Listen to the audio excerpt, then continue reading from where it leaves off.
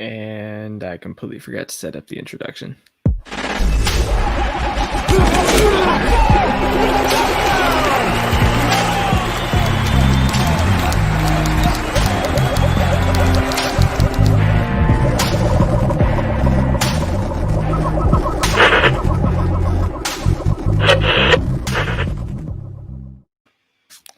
And it's another night on the RotoHackers podcast.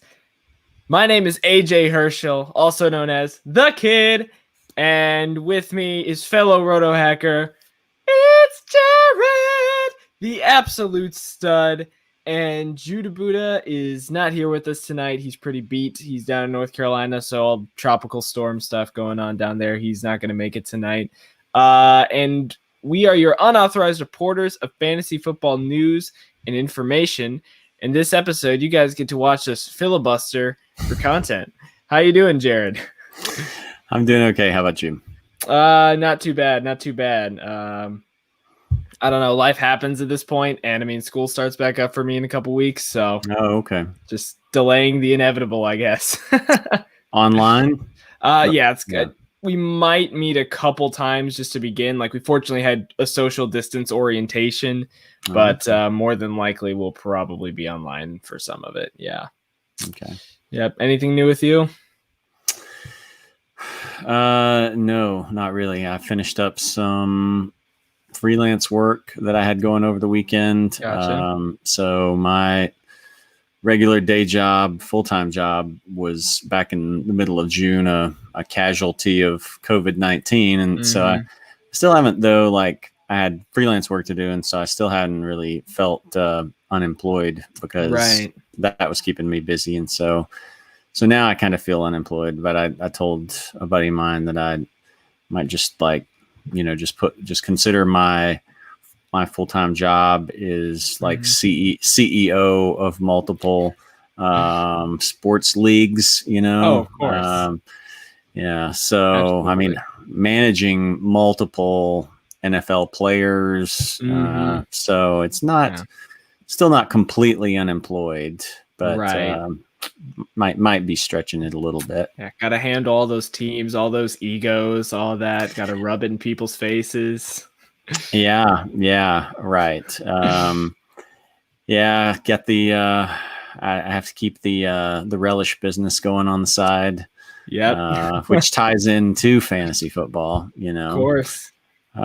So yeah, I don't know. I guess I just need to take this time to be sort of a downtime that I haven't had in a number of years. Gotcha. Well, there isn't much in the NFL right now. There was a slow weekend for news.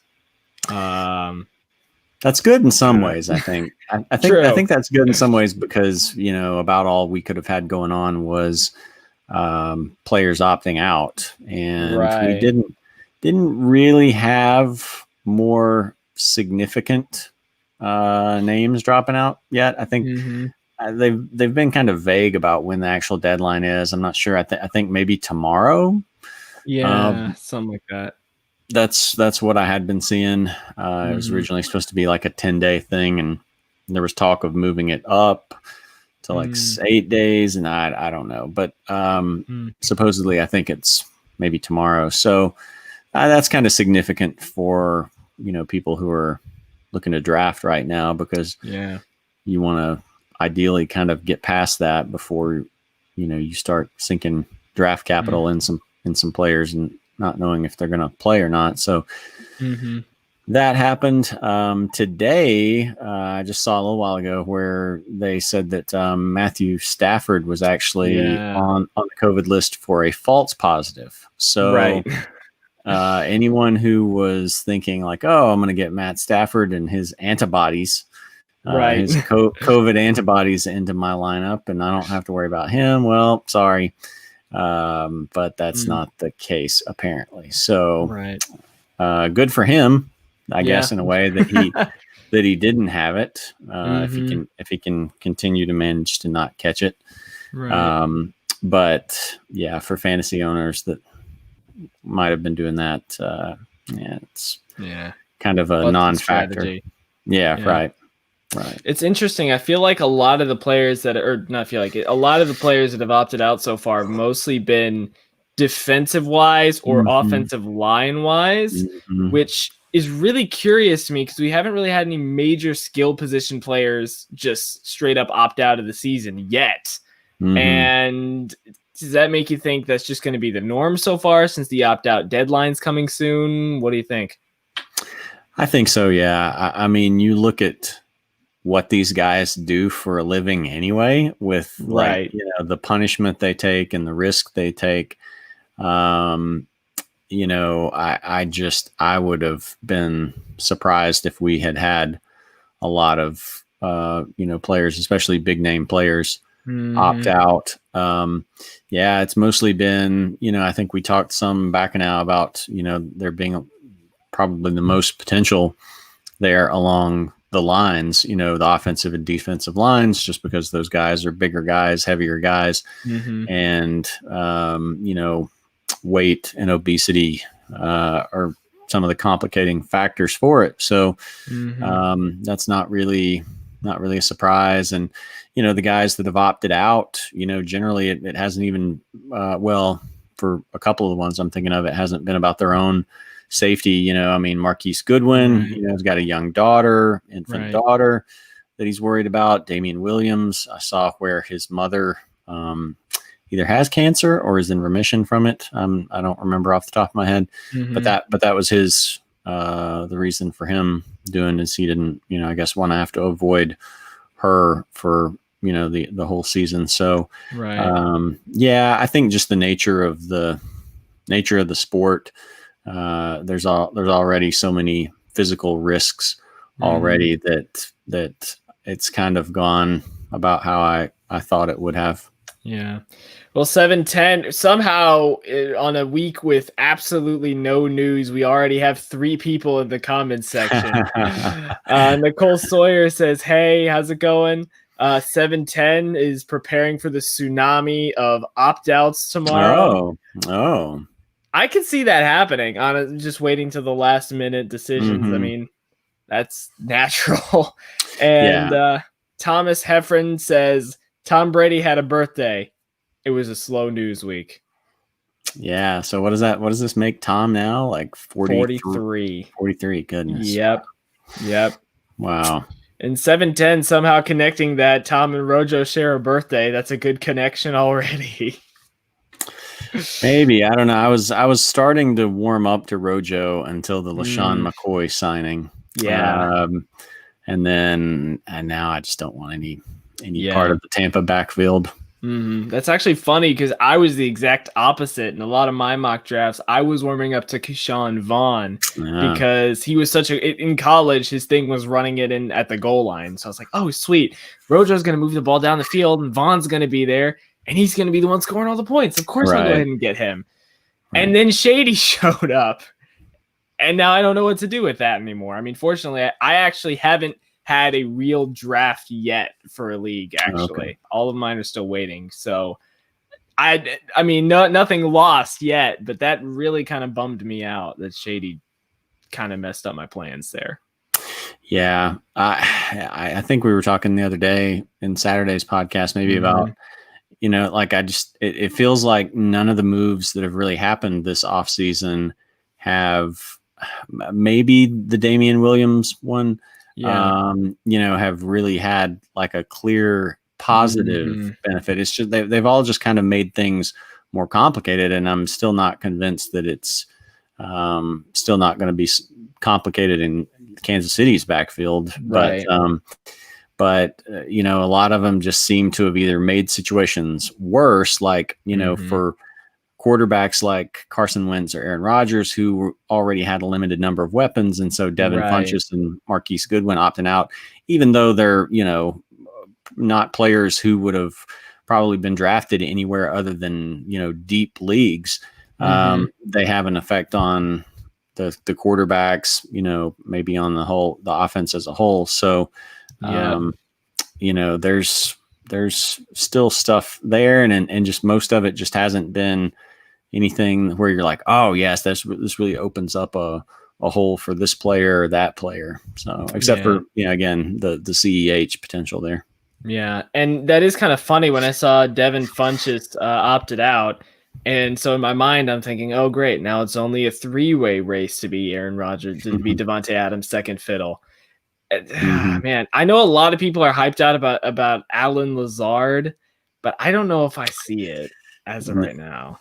Yeah, last year, the fact that the Packers are just throwing less and just no one, we thought MVS, Marquez Valdez Scantling, that he was going to have a breakout. He didn't. Maybe Allison, he didn't. Actually, I think I saw where Allison had opted out from the Lions, which, I don't know that really has any much of an impact. Yeah. I think a guy with Green Bay that, could end up being, kind of a late steal is the tight end, Sternberger. Interesting. Rodgers, at least in the red zone, especially likes to throw to his tight ends. I think he could be the others, because he's got seems like he's got a clear hold on that job. Whereas with receivers, Lazard and how are some of those other guys going to break out? Or the Packers going to have a guy who kind of comes out of nowhere, like in a lot of seasons? But Sternberger, seems like a sort of a safer choice there. I am wondering. Oh, sorry, go ahead. No, I just said you can get him for dirt cheap. True. I am wondering if Mercedes Lewis might mess that up just a little bit, though, because he's been around forever, it seems like, in the NFL, and he's on Green Bay too. Do you think that messes up his chances at all? Potentially. But let's see how old he is now. He's 30. He's old. He's 36. So yeah. Who knows? They could do something funny with that. But at 36 years old, this has his 40-yard dash time listed as 4.8 seconds, and I would imagine they recorded that when he was much younger. So, right, I would think he's pretty slow at this point. So, I would still feel, and again, with Sternberger, I've just taken him in some best ball drafts at like the bottom, 19th round, 20th round, or whatever. So, with no investment there, you can. I think it's worth the risk there. And so maybe, I don't know, maybe that's something we could, I was kind of compiling some of my guys who are going outside of, depending on the position, the top 20, top 50 at receiver, top 30 at running back, top, whatever. Right.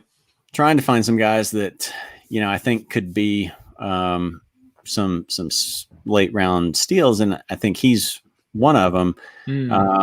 But maybe we can get kind of your thoughts on what some of these guys would be for me, and then I can kind of give you my logic behind them. So one guy that I've been kind of interested in is like a QB2 or a third quarterback in best ball drafts is actually Gardner Minshew. Really? And the reason being that defense is going to be so bad.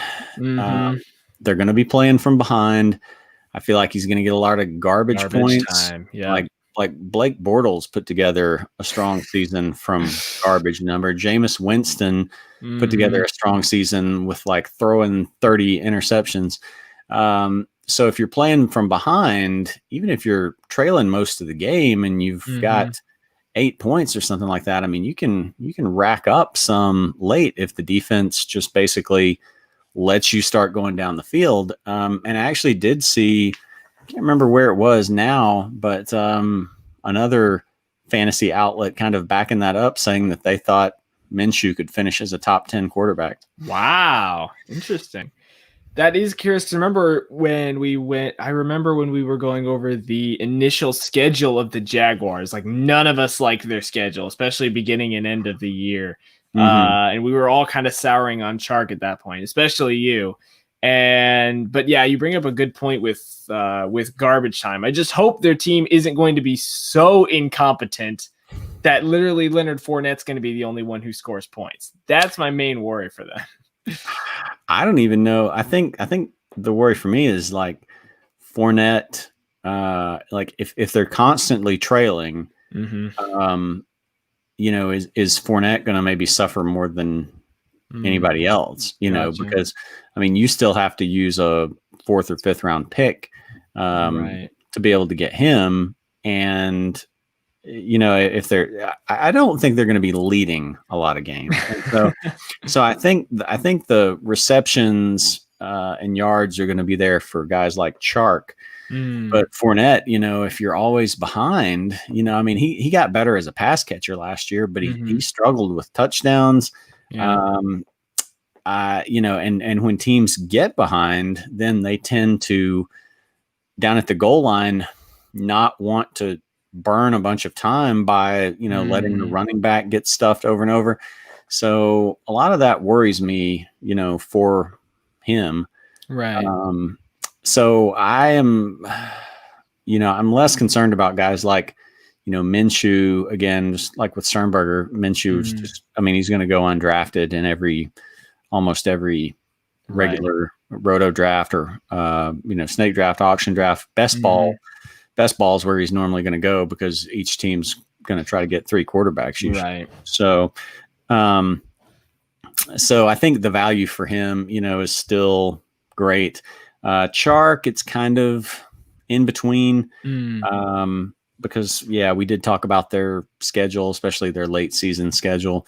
But if he takes another step in his development and they're always playing from behind, then, in spite of some of those rough spots in the schedule, I mean, he could, I think, end up being, at least turning in value for his position. Like, I don't think you're going to, take him as a 6th round pick and be like, oh my gosh, I wasted that. I think he's going to be able to give you back 6th round pick production in return. So, yeah.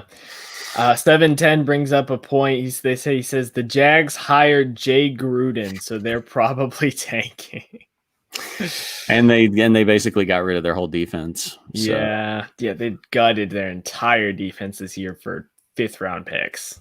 Yeah, that hurt me. Do you think, especially with Chark, because I remember last year we were talking about good wide receivers to pick up on the waiver wire late in the year, and it was kind of just this roulette of, okay, Chark has a 50% chance to catch a touchdown, but Chris Conley and D.D. Westbrook each have a 25% chance to catch one too. Do those, are either of them, are they appealing to you? Do they make Chark look worse because they're there, so they have to take production away from him? What do you think? No, I mean, I think he's, he's got the most ability out of that group. And so, if you can't, if D.D. Westbrook and Chris Conley are threats to your production, then I mean, there's almost not going to be a team where you're not going to have threat. Maybe the Packers, if Devontae Adams went down and he went to the Packers, right?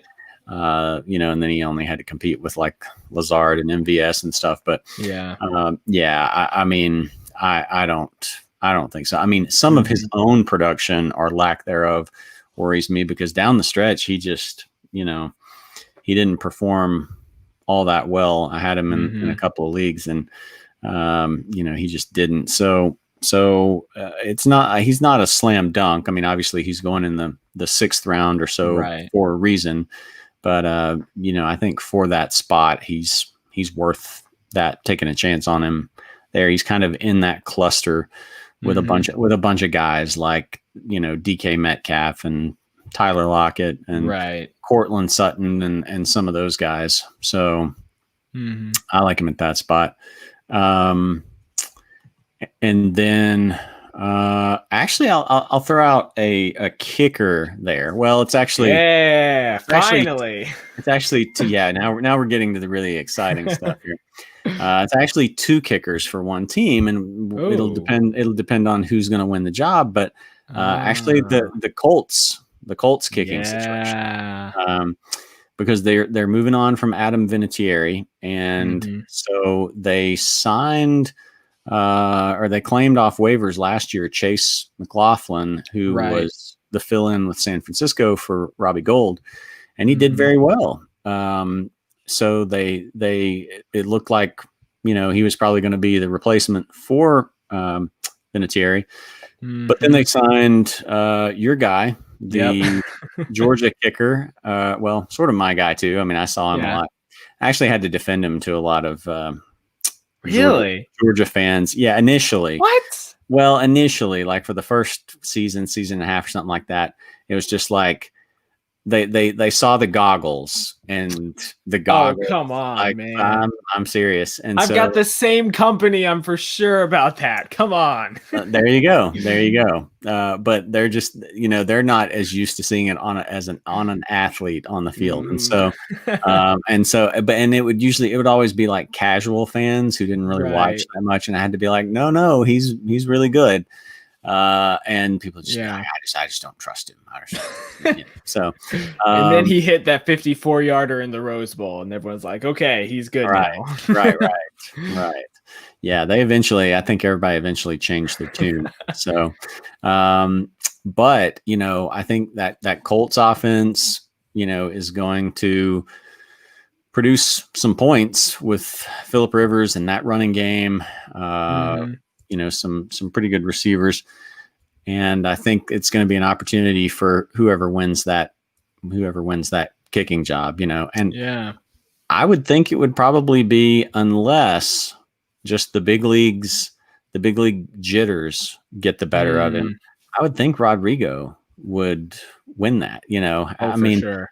I guess maybe I don't know, maybe I'm biased of having seen him so much and him, coming from Georgia and stuff like that. But, just seeing how consistent he was and seeing how strong of a leg he had, it's just hard for me to believe that unless the pressure of the NFL gets to him, that he won't win that job. For sure. So I think that's a good option, because you have a lot of teams that don't draft a kicker. True. They want to wait. Usually the 3 or 4 big guys go. Usually it's Tucker for Baltimore. Yep. Lutz for New Orleans, who's kind of my favorite, because the Saints tend to get down to the red zone a lot, or get down to the goal line, and they're not able to score. And so I trust Lutz. The Ravens last year were just so effective that it took a lot of opportunities away from Tucker. Right. And then Butker, obviously is a great option with the Chiefs too, even though they're going to score touchdowns. They're going to score a lot of touchdowns. Right. And so if they just give him like one field goal opportunity, then plus like their 7 touchdowns, he's going to hit double digits. And then the other guy who used to be with the Rams and is now with the Cowboys is Greg Zuerlein. Yeah. So he usually goes too. So I did an auction draft the other night, and it was the craziest draft. You just never know what you're getting for kickers. This was the craziest draft for kickers, because I think I saw, how much did people spend? I'd have to go back and, actually, let me go look while we're talking about this, because I want to get this right.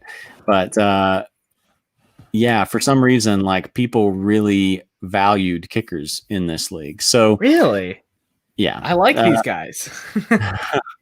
Well, I mean, this was to a pretty crazy degree where, Harrison Butker went for $7. Let's see, where did Tucker go? Tucker went for $7 too. So auction drafts, you normally never see a kicker go for more than $3. Right. Normally you can get kickers for $1 to $2. So if it's a really elite guy, sometimes people pay up to $3, but these guys are going for $7. So so some of those guys goes, but typically there's 4 of them drafted. Maybe a fifth sneaks in, like maybe somebody takes Matt Prater or something like that. But typically it's those four. So the majority, or at least half the league, is going to be waiting until, closer to the season to pick up a kicker. And so then you start looking at the options, and, you've got Prater in Detroit, and he tends to do pretty well. And then after that, it's a lot less certain. So I feel like nobody is going to be putting a whole lot of thought into the Colts kicker, because you don't even know who's going to win that job. Right. And you've had such a small sample size from them in the NFL. I mean, very little with McLaughlin and none with Rodrigo. And people outside the state of Georgia are, probably not going to be paying much attention to him. But I think for all those teams looking to pick up a guy later, I think that's he's someone that could deliver a big return on, what you can just pick up as a free agent off the waiver wire. Oh, what do you think? sure. With the Colts guys, I completely agree, because McLaughlin, I think it was the 49ers Seahawks game, he had one miss that I was kind of like, that was bad at. But then after that, he was very consistent, very accurate, and he went to Indianapolis. And I've watched Rodrigo as much as you have, obviously, and his accuracy from inside 40 is dead on. It's ridiculous. And with the Colts, if they end up having problems getting to the goal line, which I think they might have, depending on how effective Jonathan Taylor is, I completely agree with you on the fact that either one of them could be just an absolute great kicker pickup at the end of the year. I'm the only guy in my league who put 7 kickers on his watch list, and so both of them are now going on mine. So yes, I'm in full agreement with you on that. And like the wide receiver and running back spots are just kind of guys that we've talked about some. I was looking to see, I think on receivers, I was looking to see like, okay, who's falling outside of Yahoo's top 50 that I would be, potentially really excited about. So I didn't want to go down too far on the list to, definitely not like outside the top 100 or something like that. But out of those guys, so once you get like from about 50 to 60, maybe 65 or so, there's a cluster of guys that, are pretty interesting. You've got a lot of the rookie receivers. You've got Justin Jefferson, Jalen Reagor. You've got Michael Pittman, not Hunter Renfro, Henry Ruggs. You've got second year guys like N'Keal Harry. You've got Preston Williams, and then some veterans like, like sort of veterans, still pretty young, like Curtis Samuel and guys like that. So the guy that kind of interests me out of that group, though, and we've talked about it before, is Jalen Reagor. For Philadelphia, because Philadelphia, again, with Goodwin opting out, Alshon Jeffrey being hurt, Deshaun Jackson tends to be banged up a lot. I mean, Carson Wentz is just he's got to throw the ball to someone.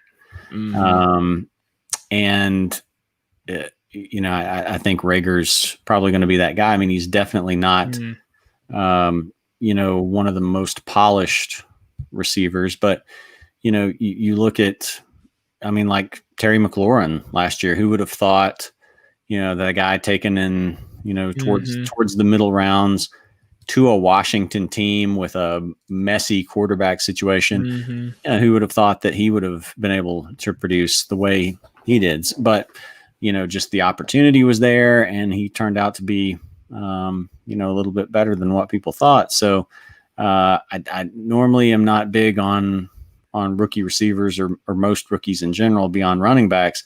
But, I think for where he's going, I really like it. The guy that I would put above him if he had dropped a couple of spots lower would be Jerry Jeudy. He's at 49 on. He seems to be the favorite rookie wide receiver around right now.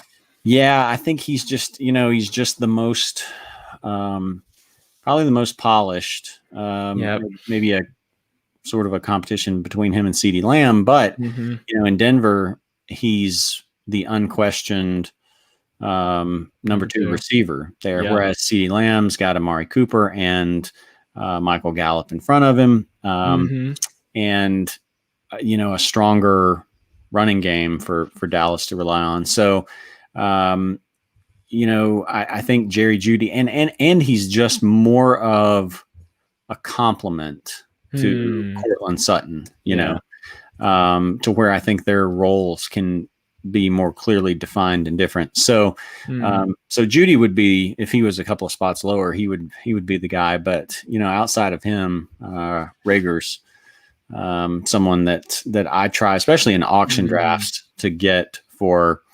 $2 if I can. Right. So.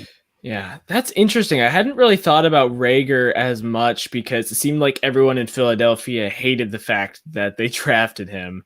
I personally had started looking at Justin Jefferson a little bit more due to the fact that he's in Minnesota. He's also a number 2 who I think is probably going to easily take that role where Diggs left off. But I didn't think about the fact that Marquise Goodwin is out, and you make a really good point there. And Rager is probably the one with the most question marks for me because I don't know him as well as I know a lot of the other wide receivers. Right. And then just, of course, he's going to be playing in Philadelphia. And it makes me wonder how Miles Sanders is going to do because he caught 50 passes last year.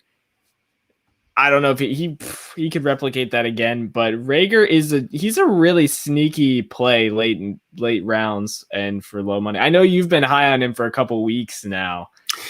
Yeah, it's a weird mix where, it's really more of the situation than the player himself because I'm kind of like you. I don't know. I know some about him, but yeah. I feel like he's probably not as polished as a lot of the other guys. But again, just the situation. We'll see what happens. But I think he probably fell into, outside of Jeudy, probably maybe the best situation. And I like Justin Jefferson in some ways. I think I would like Jefferson better if he was on the Eagles. What worries me about Jefferson in Minnesota is, how little they threw the ball last year. Their commitment to running it, and I feel like, they're probably going to use those 2 tight ends, Rudolph and, they drafted Irv Smith Jr. as a second round guy last year, who I think could be another potential steal at tight end. But he might not be a guy that comes along till middle of the year, just because he's got to share with Rudolph, whereas Sternberger, I don't worry as much about him with Lewis. So, even though the Minnesota situation looks like, oh, well, he's the number 2 guy, the fact that they don't throw as much, the fact that they've kind of built that offense around, a couple of tight ends too, is kind of what worries me of his volume, Yeah.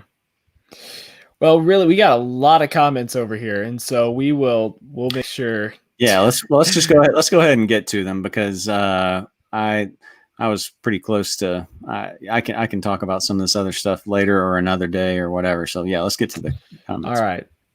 So we will start with this one. 710 a while back said last season he drafted Duke Johnson and Carlos Hyde came in and ruined everything. Carlos Hyde was like the weirdest play. He got like a consistent 7.5 points a game, and that was it. Yeah. Yeah, he would get the rushing yards, caught nothing, and rarely scored. So yeah. We had a little bit of a short debate here in the comments. Thomas H, I feel like he said this so many times last year. He said kickers don't belong in fantasy football, which makes me think he lost some game because a kicker missed a field goal for some reason. And I'm with 710 on this, who says kickers are fun. Sometimes they can come in clutch. What do you think, Jared? Do you think kickers should be in fantasy football? They never bothered me. The only time one has ever bothered me was I'm trying to think, this was 2 years ago, where was week 15, the semifinals. The Texans were playing at the Jets, Hmm. and their kicker, Fairburn, had like 24 points. Yeah. They just I remember that game. It was just painful. It was just painful. Just please, Mhm. please stop kicking field goals. and it's just the same thing would happen. They would get in range for like a Yeah. 45, 51 yard kick, and he would make it every time. So Yeah. most of the time, kickers haven't bothered me. I've made sure to invest in a good kicker, and it's made the difference. But yeah, that time does stick in my mind as something where that's the one piece of like anti kicker sentiment that comes from me.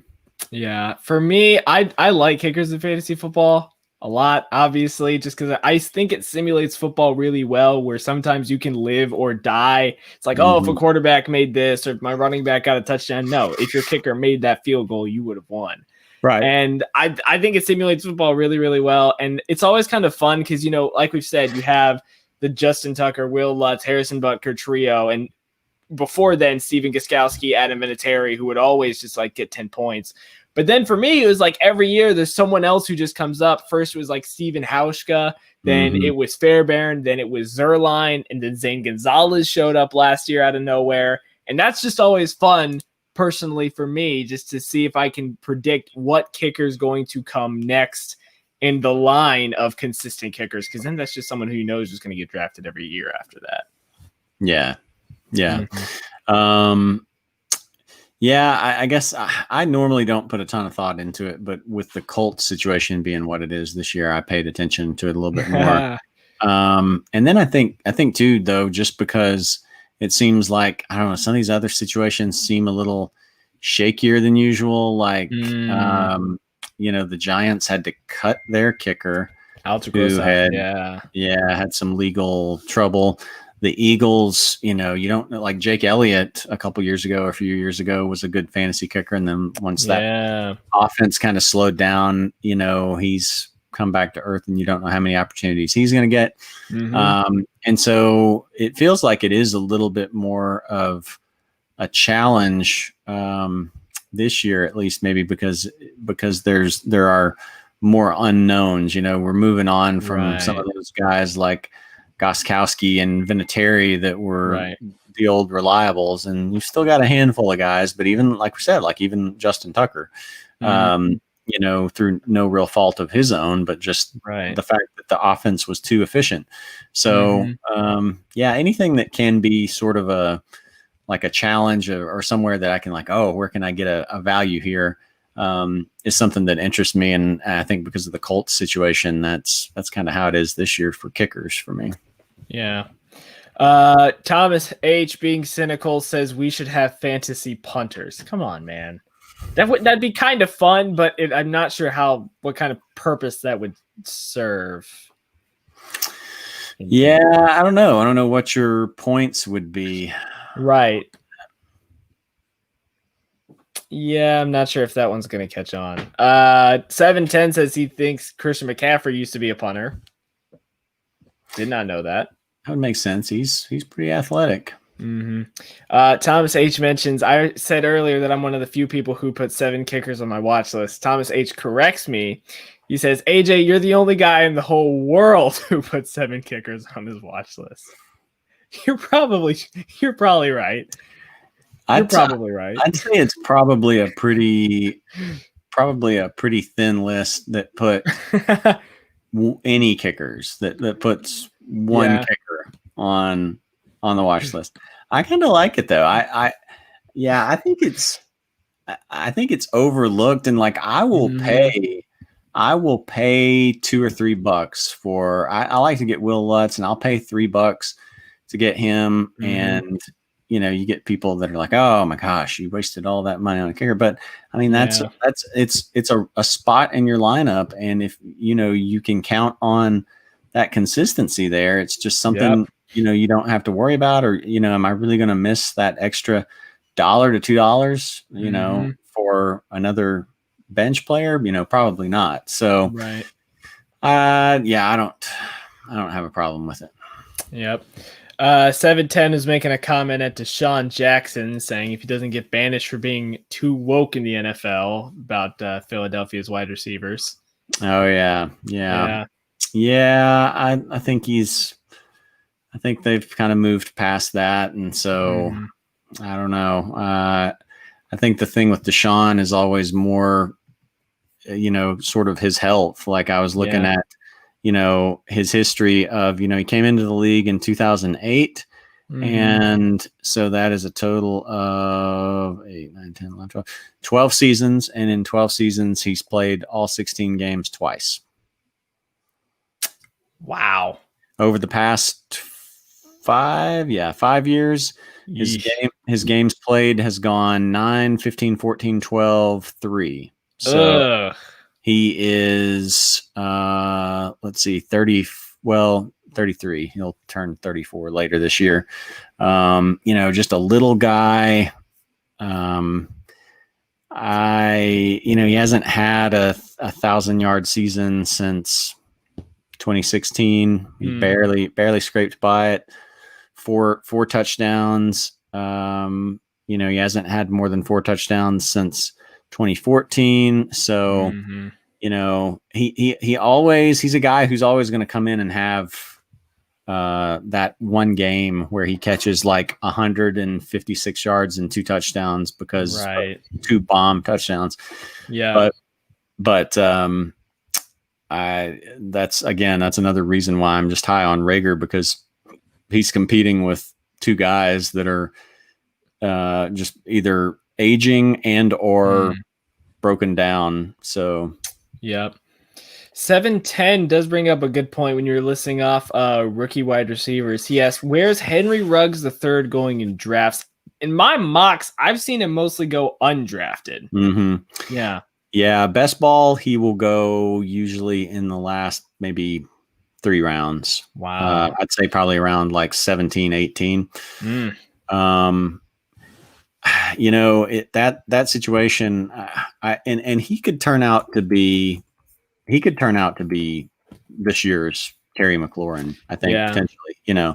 I don't really love that pick for the Raiders. I think they should have gone with Judy or CeeDee Lamb, and I think that would have been like a really appealing fantasy situation for either one of those guys. I think those guys then move up to being like more of like a, maybe a 7th round pick or something like that.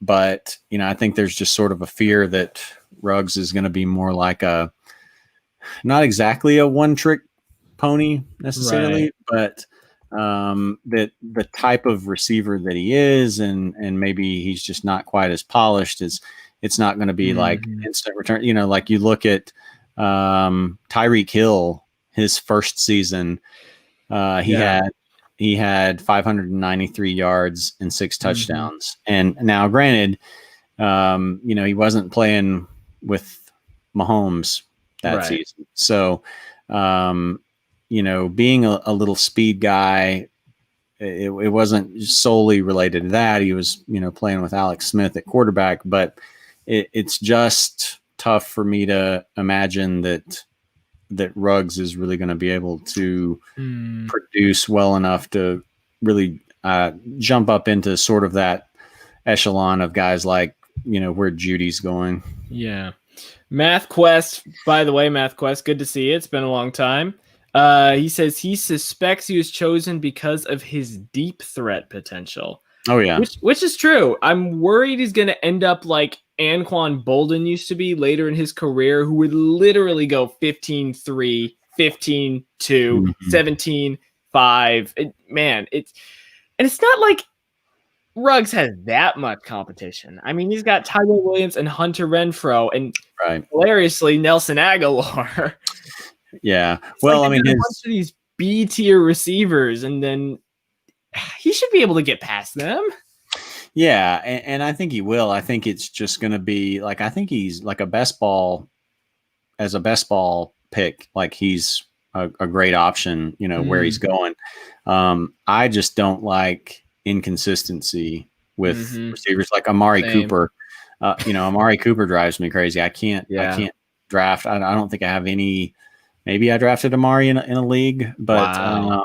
I mean, we've talked about him before, where he'll go from monster games of 160 yards and 3 touchdowns Mm-hmm. to literally 0 points. No catches on 2 targets, and so Right. that kind of thing just drives me crazy, knowing that you can't really count on what you're getting. So I think as a real life receiver, Ruggs is going to come along and, next year can be great. This year can provide some big moments, but just it's tough to trust him as a consistent fantasy option. Yeah. And it will be interesting to see what happens with John Gruden's whole 10-year plan, whatever he Mhm. did with the Raiders at this point, because I don't know. It's not like he's tearing the team down completely, but I don't know. Maybe he's building up pieces. Maybe there's something in his Super Bowl champion brain that I don't understand. Maybe Ruggs is a part of that somehow. I don't know. They must have seen there had to be something specific besides MathQuest, right? He's a deep threat, but there's got to be something else of why they took him, right? I don't know if Over there. others. I don't know if there is with Gruden. I think John Gruden just kind of strikes me as, the guy who's just going to be like, man, that's a football player. We got to get this guy. And like, he's not really thinking probably hard enough about this. So I don't know. I mean, maybe he's looking at, having the fact that he plays Tyreek Hill in, with the Chiefs twice a year. I think sometimes coaches or GMs or whatever tend to start trying to build a model after what they see working, elsewhere. And I think the NFL is just more guilty of that than just about any other league. They say that it's a copycat league is sort of an understatement. When Sean McVay succeeds, then they're like, oh, we got to find the next Sean McVay, or we've got to find the next whatever. And teams are often then are like chasing something as opposed to just taking the best player available. So we'll see what happens. I would be surprised if Ruggs turns out to be the best receiver out of this draft. Yep. 710 says Ruggs could be really good. He's faster than Tyreek. At least he has confidence. He is. John Ross is fast too. And the Bengals probably overreached on that one. So, and that's always kind of the joke with the Raiders, especially it was back when Al Davis, was alive and had the team. Yeah. Like, he saw like that Madden 99 speed and he's like, we got to have that, and he just didn't care about hands or route running or whatever. It's just, he saw that speed. So I don't know, maybe the spirit of Al Davis was living on with that Henry Ruggs pick, or, maybe, I don't know. We'll see. Maybe he turns out to be the best, but yeah, it's just, speaking of John Ross, I was so scared of John Ross day one at the combine when he hurt his foot, breaking Chris Johnson's record. And immediately I was like, nope, not taking him anywhere. Nope. Yeah.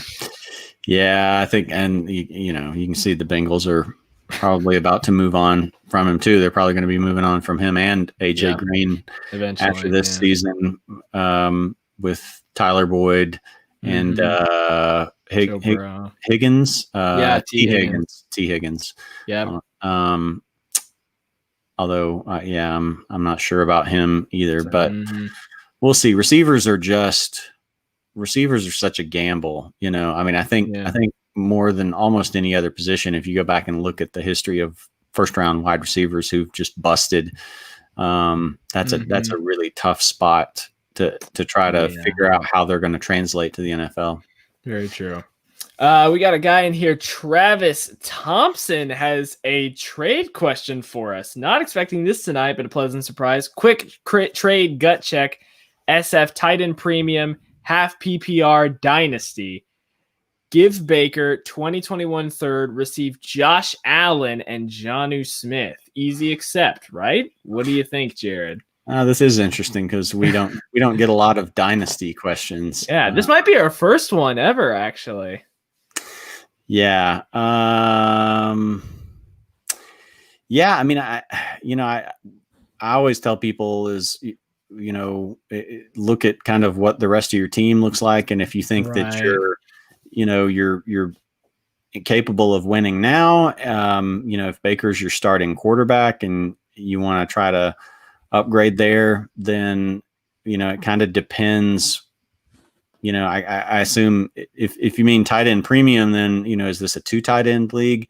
In which case, Jonnu Smith's a good number 2 tight end. I mean, I think, you're going to have a number of people that might draft him if they go cheap at the position, maybe even as a number 1 tight end. So, yeah, I mean, I think if you're capable of winning now, I don't think it's I wouldn't say that it's an easy accept. I think it's not a windfall for you.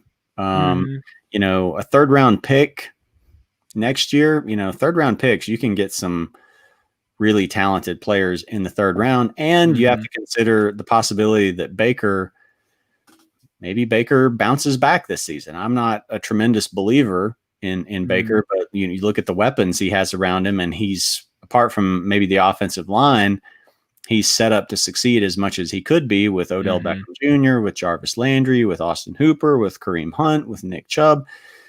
So, you've got people who would say, Baker could be in line for a bounce back year. So I think it's fair trade. And I think if you are in a position where you think, you can win this year and you just need a little push to get you over the top, then yeah, I think it's a deal worth doing. What do you think, AJ? Yeah, I agree with you on this one too. I am not a huge Brown supporter. I'm a Nick Chubb supporter because I think he's a great player, but I'm not huge on the Browns. I wasn't huge on Odell. Jarvis Landry was fine if you wanted 7 points, and Baker was probably the most frustrating quarterback I'd ever had in fantasy football. And the Browns have just been so dysfunctional for so long, and they're supposed to be so good, but they never are. And they have to play the Ravens twice and the Steelers twice, and I don't like having 4 matchups where I can't trust their offense. Yeah, I can't do that.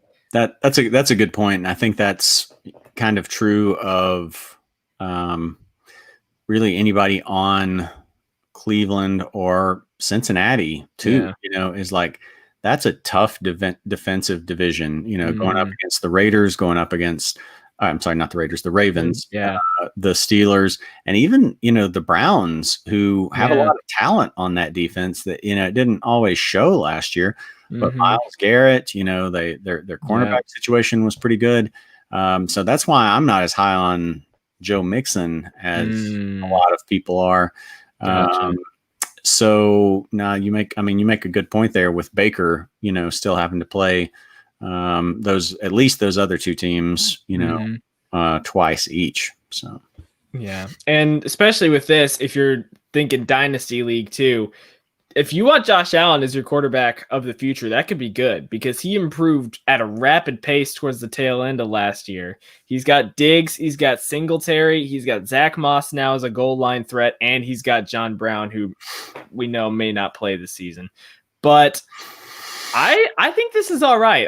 Especially depending on how confident you are with your current quarterbacks. It's a big thing. If someone offered me, hey, you give Baker, I'll give you Josh Allen, I would do that probably in a heartbeat, because especially Josh Allen adds the running aspect to his fantasy. And I mean, Jonnu Smith is a solid tight end. So I think it's a fair trade. I'd accept it. I agree with you on this one, Jared. Yeah. The only thing is just, that 2021 3rd round pick, it's easy to kind of dismiss that because that's like, oh, that's a year away. But, you look at guys going 3rd round this year, and it's, guys like, Kittle's slipping into that 3rd round spot, CEH prior to Damian Williams opt out was going there, Chris Godwin, Kenny Golladay, Lamar Jackson, Patrick Mahomes, so that's, to me by far the toughest part to, and potentially the most value in this deal, but so that's why I just say it kind of depends on, how sure you are that you think, this team I've got this year is really a contender. Yeah. He also says this year he actually also has Lamar and Daniel Jones as well. Okay. That might, I don't know. That might change it for me. I mean, how many, wait, no, is this a different guy or no? Nope, same guy. Sorry. Yep. Still Travis. Sorry. Yeah. I don't know then. I guess it depends on how many. Do you start two quarterbacks in that league? Because otherwise, like, if Josh Allen's going to be your second guy behind Lamar, I don't know that I would give up a third next year for that. Now, if you're starting two quarterbacks, then that's kind of a different situation. But I mean, between Lamar and Daniel Jones, man, I don't think you would need, Josh Allen there. So I would actually probably change my mind on that unless is there nobody else out there on the, the waiver wire that could fill in as a number 2 tight end for you, or would Jonnu have to be are you desperate for a number 1 tight end, I guess. So it always depends on all the, the factors there. Right. Part of me wants to say, oh, this looks good because now, especially in a world where quarterbacks could get coronavirus or whatever, you might have to swap someone out last minute. Having multiple options and multiple good options at quarterback that's not bad. And especially right now, if this is dynasty, you've got Josh Allen, Daniel Jones, and Lamar Jackson, who are 3 of the best young quarterbacks in the league right now. And so for me, I see trade bait right now, especially later in the season that you could use to trade missing piece you might need, whether it's a second running back, whether it's another wide receiver. So I might maybe counter with give Baker in a 4th round pick maybe and get Allen and Jonnu. You're right. 3rd might be a little bit high, but I still don't think it's a terrible trade either way. I think this is a decent trade. Yeah. I would be more comfortable with a 4th when you start looking at, the players that are there. Cause really it's about midway through that 3rd round or a little more where it starts to kind of drop off. And of course, if he, does well in the league this year and he had a late 3rd round pick, then, it's not as big of a deal. But with seeing those quarterbacks there, I don't know who your tight ends are, if you want to say, but or if it's 2 tight end league or what. But that's my thought. Yeah. Cool. Thanks, Travis. That was a fun question. That was a fun one. Yeah. I want people to give us more. Maybe they're not all like, maybe most of our viewers and listeners are not maniacs like I am and already have like 15 leagues or something, Yep. 20 best ball leagues. Yeah, if not more.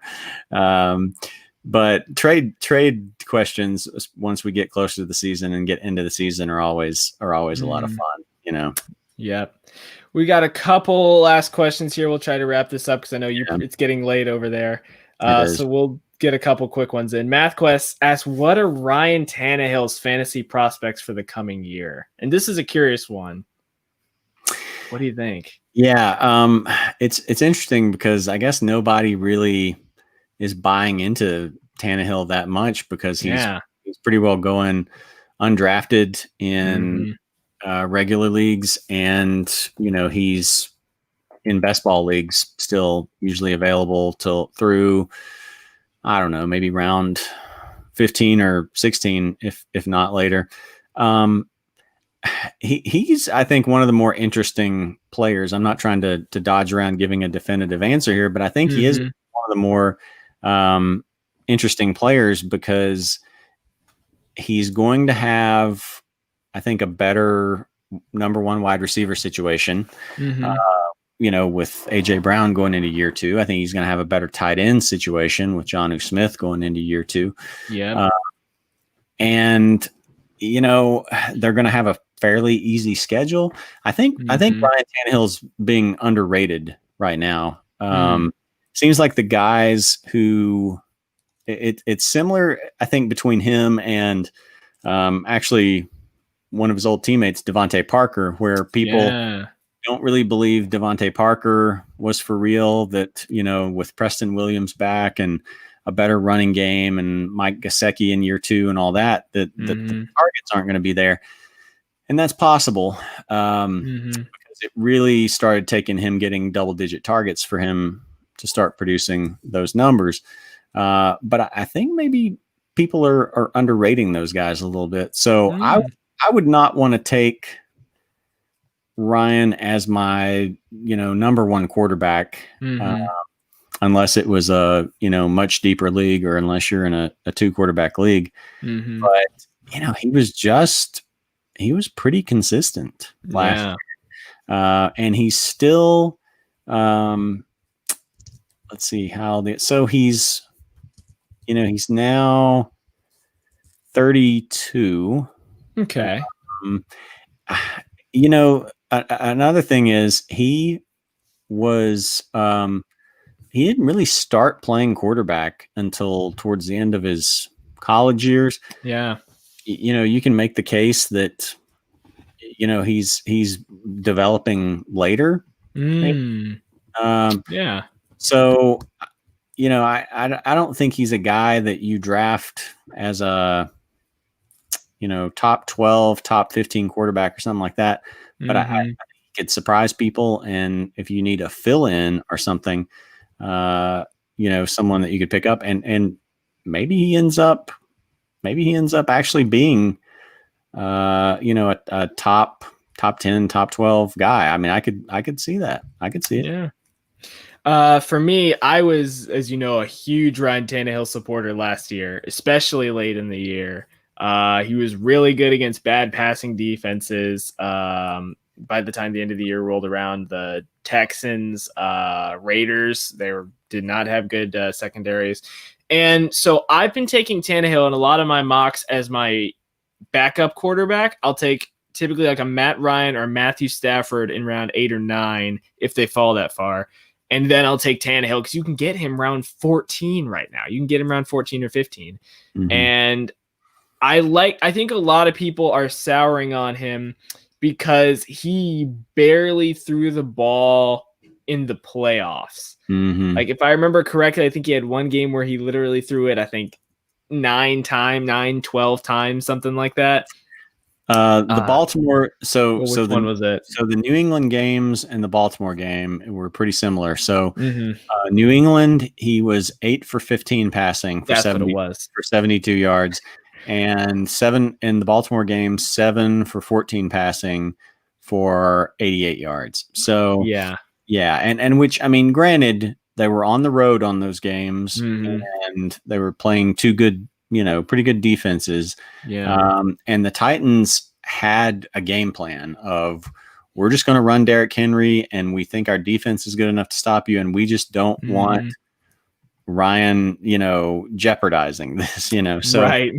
So he came back in the Kansas City game, which, they ended up losing. He threw for 209. He had 31 attempts, threw for 209 and 2 touchdowns. So I think those 2 games were just more about the situation, and they don't particularly concern me. I think they're just sort of outliers there. Yeah. And I mean, this guy, talking about tough defenses, at home against the Saints last year, he threw for 270 and 3 touchdowns against the Saints defense last year. And that was the championship game if you played week 16 championship. So I like Tannehill a lot. I still do. So I think people are a little too harsh on him right now. Yeah, it's easy. Like, he's kind of in that area where, people either like the elite guys or they like the young upcoming studs.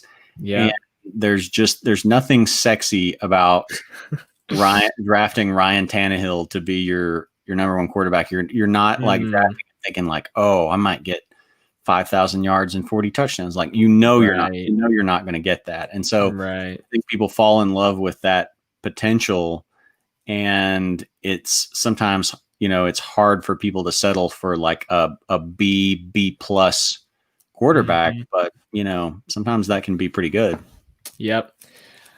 All right, Math Quest. I did not miss this. We'll finish this. This will be our last fantasy sports question for the night. We talked a lot about Cam Newton a while back about how he's going to work with Belichick, how he's going to work with the Patriots. But he says, can Cam Newton be Cam Newton again? And by this, I'm sure he means MVP caliber Cam Newton. What do you think, Jared? No, I don't think he will be. I think Is Superman dead? Superman has been reduced to, I don't know. I'm like grasping. I'm grasping for the analogy here. Like Green Arrow or something at this point. Yeah, right. Or he's well, maybe Superman is dead, and then he came back as like Steel, right? Yeah, or something like that. I think you might have to expect more like Steel than Superman this year. I mean, Cam's not. He's not that old. He's 31. Yeah. 2 years ago, he was having a pretty good season there with Carolina. Really on track for one of his better seasons with 94 QB rating, 67.9 completion percentage. I just don't know. I'm afraid he's just taken too much abuse. I think he can surprise people. I think like Tannehill, he can still surprise people. But I don't think you're going to get elite, top 5 play out of him. I just don't know that they have the weapons around them there in New England on top of, his own like physical breakdown and stuff like that. You look at what Brady was trying to work with there last year, and you don't have anything intimidating in the running game. Their tight end just opted out, who already wasn't an elite tight end. Right. You've got Edelman there, but I don't know that the slot receiver game has ever really been Cam's strength. You got N'Keal Harry and Jacoby Myers who could come along, but I don't think between a combination of how much punishment he's taken and the limit on weapons there in New England, I don't see it. I don't see him being in capital letters Cam Newton again. What about you? I think one of the things everyone talks about a lot, like, oh, he was an MVP before, he can bring it back, whatever. The thing that worries me is he was an MVP 5 years ago. And I mean, he's by no means like over the hill or whatever at this point. Like you said, he's still early 30s, but he's never been I think he's going to have to transition if he was to succeed, he'd have to transition to a Russell Wilson type guy where he makes smart runs rather than, oh, we're going to design a run where I'm going to run over this guy or jump over this guy to get to the end zone. And passing wise, he's only ever thrown for over 4,000 yards once in his career. And that was his first year. And he's been on and off health wise. Like you said, he's banged up. I don't think he will ever truly be Superman again, but whether Cam Newton can be an above average quarterback and be very good, be productive, I think he can be. It'll just be a difficult road for him, I think, for sure, to get back to his former self, I think. Yeah. Yep. And tomorrow, if whoever it was, 710 or whoever was talking about it, the Patriots have already had so many opt-outs. Maybe the tsunami tomorrow is just going to be all Patriots. The entire Patriots team opts out. Yeah. Bill Belichick is just going to, 100% tank for Trevor. Right. They won't even play. They'll just forfeit every single game. Cam gets to play, but they like line him up at left guard or something, and that's just out of necessity. So, right. We'll see. But I think it's tough to expect him to get back to that point again. And he's, the thing with Russell Wilson is just he's little and he can run around to be a playmaker. And that's never really been Cam's. I mean, Cam's been more of like a Ben Roethlisberger in the backfield, That's where he can shake off the tackler, but when he moves, he's not, scrambling around to buy time. He's moving forward and can fall forward and get 3 yards, So I don't know that he, can really adjust in that way. So yeah, I will miss. I'll kind of miss the days of Cam as an elite quarterback, but I don't think they're coming back. Well, ladies and gentlemen, that's pretty much going to wrap us up. 710 asked a question. Any updates on the Listener League? MathQuest said sign him up. So in the chat right now, in the YouTube comments and Facebook comments, if anyone's watching there, there's the link to join our Listener League. MathQuest, Travis Thompson, Thomas H, Nicole Sawyer, 710's already there with us. Go ahead and join. We're doing 10 teams. We're trying to get 10 teams right now. We're at 7. We're willing to go up to 12 if enough people sign up. Draft will probably be towards the end of August, not the absolute end of August, because we don't want to push it too far down the line. But yeah, go ahead, sign up for the Listener League. Link is in the YouTube live chat right now. Join it. Join us. It'll be a lot of fun. Well, Jared, unless you got anything else for us, I think that's going to wrap us up for tonight. I think we did pretty well for, to produce an hour 10 with as little going on as what there is. Yeah. Thanks to everyone who joined in the comments today. We probably would not have survived 30 minutes. I know that's a very good point. Yeah, that the comments that saved us for sure tonight. Oh yeah. So thanks everyone for tuning in. 710, Thomas H, Nicole Sawyer, MathQuest, and Travis Thompson. Thank you all for tuning in tonight. Join our Listener League. It's going to be a lot of fun. Hopefully football still goes on. Thanks for joining us on what was supposed to be kind of shorter night, but ended up being a pretty full episode. And we'll see you guys next time. Judah Buddha will be back on the RotoHackers podcast here most Saturdays and pretty much every Tuesday. We'll see you guys next time.